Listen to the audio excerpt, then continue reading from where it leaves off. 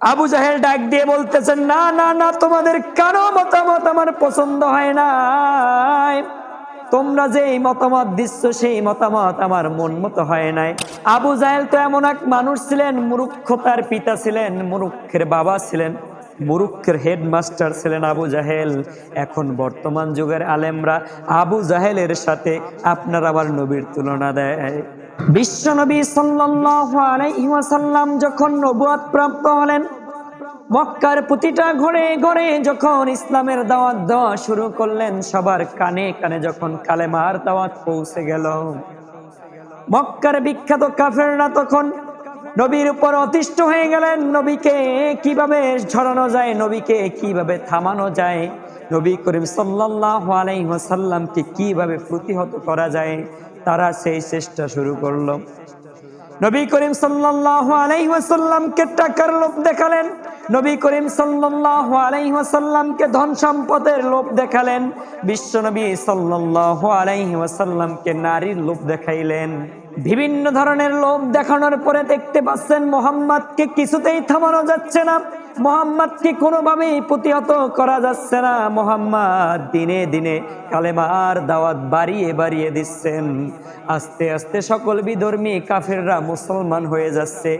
এই দৃশ্য দেখার পরে মক্কার বিখ্যাত কাফের আবু জাহেল চিন্তা করলেন, মুহাম্মদকে কিভাবে প্রতিহত করা যায়। এই চিন্তা করে মক্কার ভিতরে তিনি একটা কাফেরদের মিটিং ডাকলেন। সেই কাফেরদের মিটিং ডাকার পরে সমস্ত কাফেররা, মক্কার বিখ্যাত বিখ্যাত কুখ্যাত কাফেররা, মক্কার বিখ্যাত বিখ্যাত কুখ্যাত কাফেররা সেই মিটিং এর ভিতরে অংশগ্রহণ করলেন। সেই মিটিং এর ভিতরে অংশগ্রহণ করে তারা নিজেদের মতামত দিচ্ছেন। কেউ বা বলতেছেন মুহাম্মদকে আমরা তুইলা নিয়ে নদীতে ফেলে দিব, কেউ বা বলতেছেন মুহাম্মদকে আমরা জঙ্গলে ফেলে দেব, কেউ বা বলতেছেন মুহাম্মদকে আমরা এক স্থান থেকে তাড়িয়ে অন্য একটা দেশে পাঠিয়ে দেব, অন্য একটা স্থানে পাঠিয়ে দেব। আবু জাহেল ডাক দিয়ে বলতেছেন, না না না, তোমাদের কারো মতামত আমার পছন্দ হয় না। তোমরা যে মতামত দিচ্ছ সেই মতামত আমার মন মতো হয় নাই। মুহাম্মদকে যদি অন্য জায়গায় রেখে দেওয়া হয়, সেই জায়গায় গিয়েও তিনি কালেমার দাওয়াত দিবেন। মুহাম্মদকে যদি অন্য কোনো দেশে পাঠিয়েও দেওয়া হয়, সেই দেশে যাইয়াও ইসলামের দাওয়াত দিবেন। সুতরাং তোমাদের মতামত আমার পছন্দ হয় নাই। আমি আমার মতামত দিচ্ছি, একমাত্র মুহাম্মদকে যতক্ষণ পর্যন্ত হত্যা না করবা, মুহাম্মদকে যতক্ষণ পর্যন্ত এই দুনিয়া থেকে না সরাবা, ততক্ষণ পর্যন্ত মুহাম্মাদের কালেমার দাওয়াত বন্ধ করতে পারবা না। আবু জাহেল তো এমন এক মানুষ ছিলেন, মূর্খতার পিতা ছিলেন, মূর্খের বাবা ছিলেন, মূর্খের হেডমাস্টার ছিলেন আবু জাহেল। এখন বর্তমান যুগের আলেমরা আবু জাহেলের সাথে আপনার আবার নবীর তুলনা দেয়। নবী করিম সাল্লাল্লাহু আলাইহি ওয়াসাল্লামের ইসলামের দাওয়াত যেখানেই দিয়েছেন সেখানেই আবু জাহেল বাধা দিয়েছেন। যে উপায় দিয়েছেন সেই উপায় তিনি প্রত্যাখ্যান করেছেন। যেভাবেই ইসলামের দাওয়াত দেওয়া হয়েছে সেভাবেই তিনি প্রতিহত করেছেন, কখনো ইসলাম ধর্ম গ্রহণ করে নাই। এখন আবু জাহেলও মানুষ আর আমার নবীও মানুষ, দুই মানুষের ভিতরে অনেক তফাৎ। বর্তমান যুগের কিছু ফেতনাবাদ রয়েছে যারা ফেতনা তৈরি করে মুসলমানের সাথে বাজাবাজি লাগায়। আল মুসলিম ও আখুল মুসলিম, একজন মুসলমানের ভাই, কিন্তু তারা এইটা বলার পরেও তারা নিজেরা দ্বন্দ্ব করে। হঠাৎ করে কিছু ভণ্ড বেরিয়েছে, যেই ভণ্ডরা ইসলামকে খাটো করতেছে, যেই ভণ্ডরা আপনার আমার নবীকে খাটো করতেছে, নবীকে ছোট করতেছে, আবু জাহেলকে বড় করতেছে, আবু জাহেলকে সবার সম্মুখে বড় করে তুলে ধরছে। মক্কার কুখ্যাত যারা কাফের ছিল তাদেরকে তারা বড় করে দেখতেছে। তারা বলতেছে নবীও মানুষ আর আবু জাহেলও মানুষ, আবু জাহেলের মতোই নবী মানুষ, এরকম কথা বলতেছে। হাজিরিন ভাইরা রে আমার, যখন আবু জাহেল সিদ্ধান্ত নিলেন মক্কার কাফেরদের সাথে মিটিং দিয়ে আপনার আমার নবীকে চিরতরে বিদায় দিয়ে দিবেন, আপনার আমার নবীকে হত্যা করে ফেলবেন, এই সিদ্ধান্ত নেওয়ার পরে, এই সিদ্ধান্ত যখন নিলেন তখন ওই মজলিসের ভিতরে একজন মুরব্বী ছিলেন।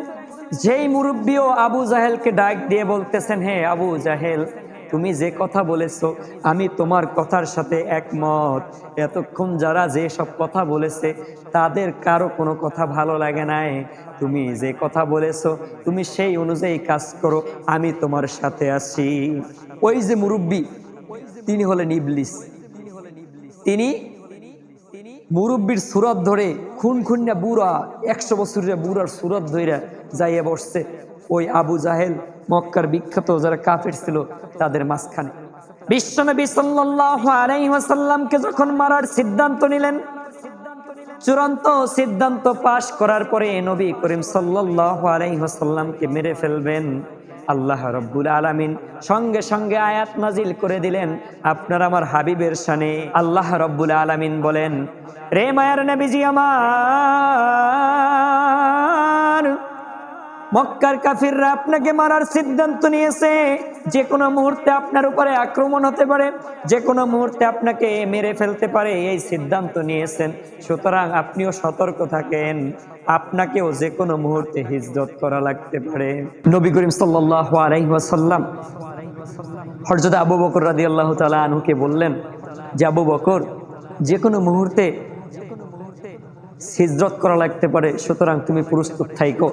নবী করিম সাল্লাল্লাহু আলাইহি ওয়াসাল্লাম মক্কার কাফিরদের অত্যাচারে অতিষ্ঠ হয়ে নিজ জন্মভূমি ছেড়ে হিজরত করে মদিনায় যাবেন। এদিকে চাচাতো ভাই হযরতে আলী রাদিয়াল্লাহু তাআলা আনহুকে ডাক দিয়ে বলেন, আলী তুমিও প্রস্তুত থাইকো, আমি আমার স্থান থেকে চলে যাব, তুমি ওই স্থানে ঘুমিয়ে থাকবে, দেখা হবে আবার তোমার সাথে।